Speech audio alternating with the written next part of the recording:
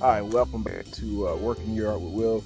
So, real quick out here in the Japanese garden, trying to finish up this dry creek detention pond slash. I'm just going to make it a pond project. It's had a couple of different iterations, but nonetheless, something I learned or something I reviewed that it didn't quite sit right with me with my design. I had my design drawn down. I sprayed it out with the spray can. Everything was looking good. And I started stacking my stone. And I was like, wait a minute, why is my lip not looking very defined and clean? When I mean the lip of the actual pond. So this is what I end up doing. Hopefully you guys can pick this up on the camera.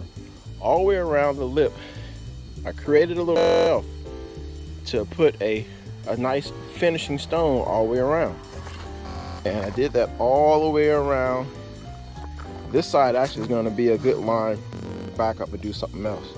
But yeah, sometimes you just got to go back and redo things, and it's okay. Give you a full view. So now you can really see the definition of the pond with that little ledge. I still have enough material, underlayment, and liner across that ledge, but it simply just defines the space that much better. Okay, so since I've went ahead and redefined that shelf, I've had a few days off. Actually came back down here to check out the left-hand side. Left-hand side, I started kind of stacking again against that shelf, and I took a break to go get some more material and decided, you know what, let's go ahead and see if we can work on this skimmer box. Like I said, this isn't a traditional skimmer box where you can find at big box store or online or something.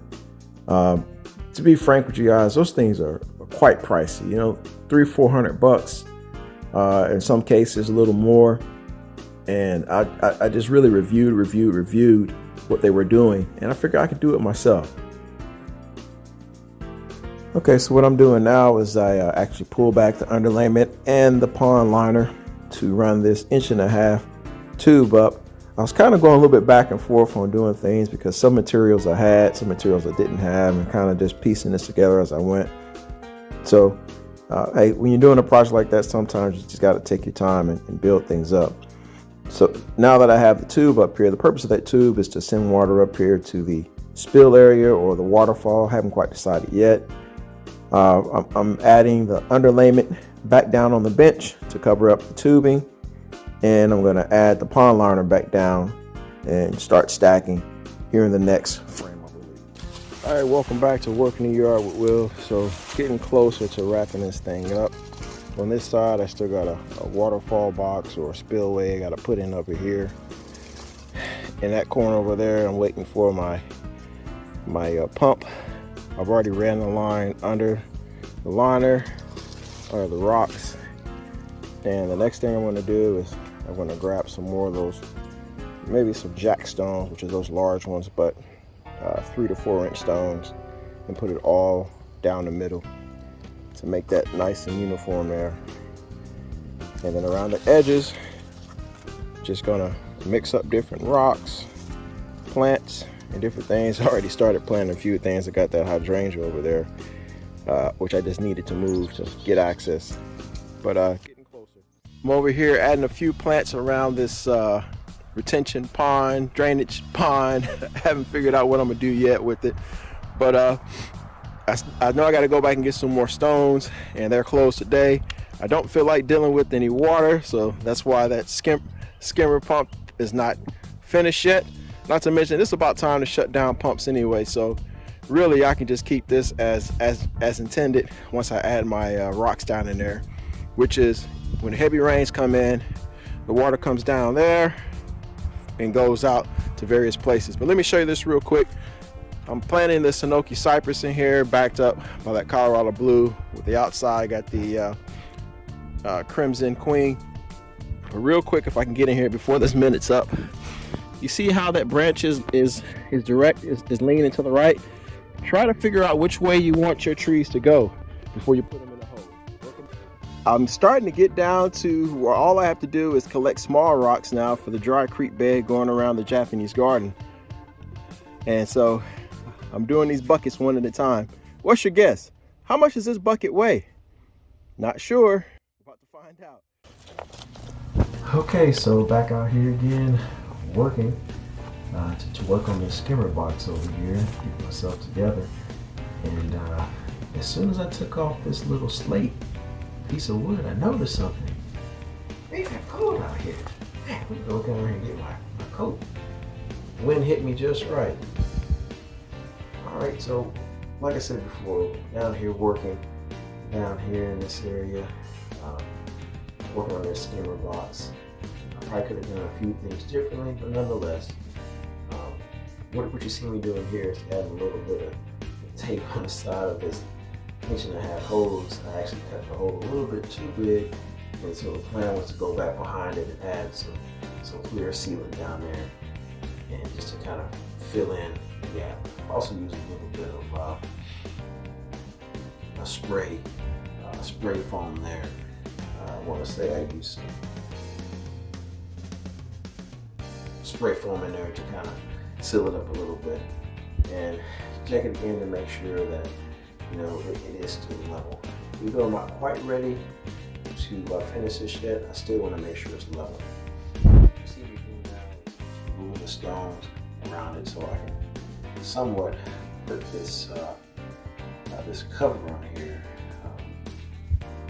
Most of the skimmer boxes I've been seeing in different places, they have a way of securing the pond liner to the outside with either the use of plastic or metal gate or rods or plates.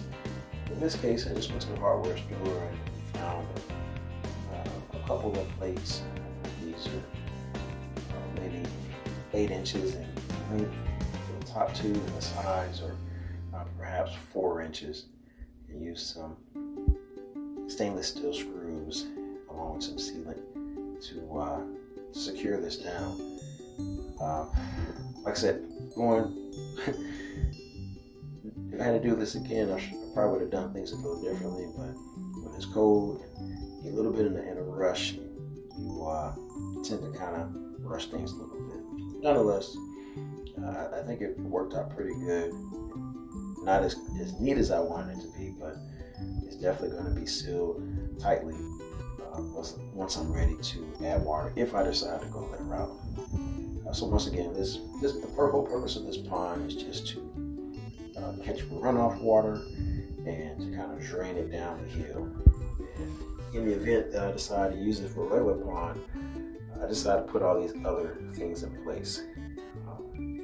That little basket with both of those totes, the clear tote that you see there with some of the tools in there, like the level.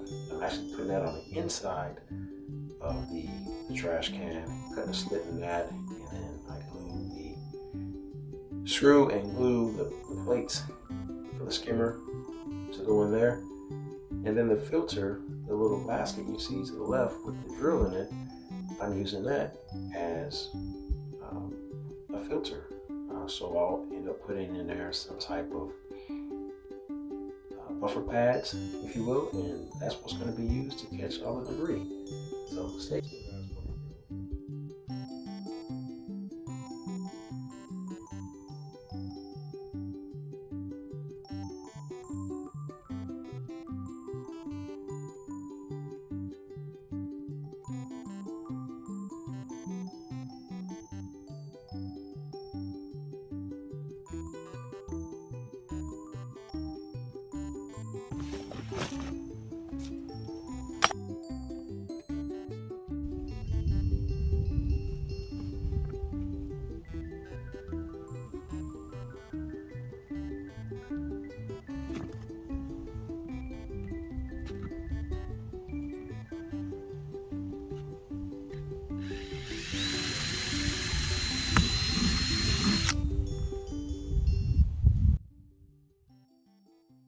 What you guys see down here, these are 2 gate valves. This is a 3-inch gate valve to the right and a 2-inch gate valve over here to the left. And although that looks really messy and junky on the outside there, it's going to be very effective This is my skimmer box, or DIY skimmer box. Essentially what I took is a 13-gallon trash can, put a slit inside of it, and as far as the filter is concerned, I'm going to use like some buffer pads, and I got this tote here with a bunch of holes in it. And you know, when the water comes in, because that's going to be the height of the actual pond itself, roughly about 18 inches up. Once the water comes in, it'll skim off the top, go in there, I'll collect the debris, and that'll be it. If there's an overflow or a surge, I'll open those up full. Finally finished a little bit more of it. I added those two quick gate drains there. There's a 3-inch there to the right and a 2-inch to the left. And also added a little bit more to that skimmer box. I got to do just a little bit more to hide it, but for the most, so the only thing I need now is some water or some rain to test this thing out. I think it should collect pretty nicely and drain the water off.